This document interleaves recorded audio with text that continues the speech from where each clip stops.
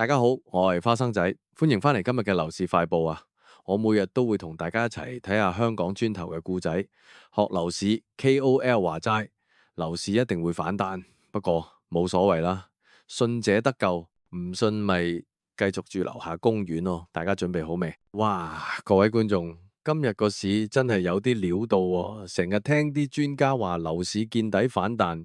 講到口水都乾埋，今次啲數據好似真係撐得起佢哋喎。中原 CCL 指數最新報141.92點，按個禮拜升咗1.18%，創咗68個星期，即係超過1年嘅新高。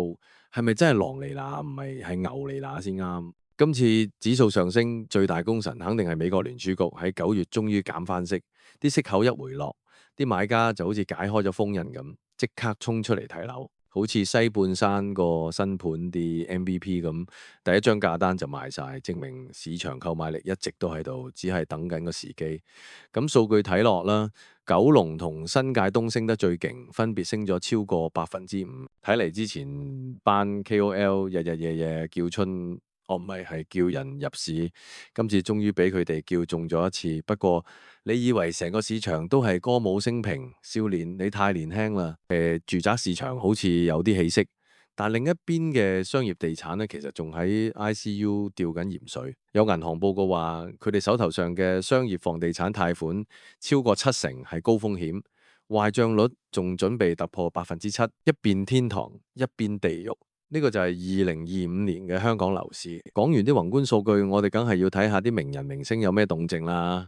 今次嘅主角係有最美星二代之稱嘅林開嶺 Ashley，佢最近呢就用咗528萬啦，就買咗大坑第一角一個300幾尺嘅單位。哇！明星入市喎，係咪樓市火車頭準備開動啊？等等先，你睇真啲，佢個成交尺價係17,000蚊左右。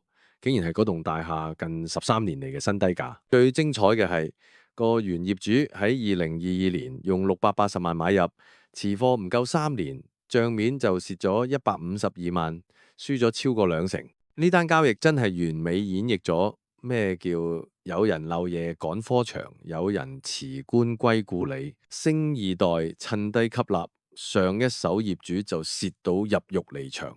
咁你話呢個究竟係升市嘅信號，定係證明而家係執平貨嘅時機呢？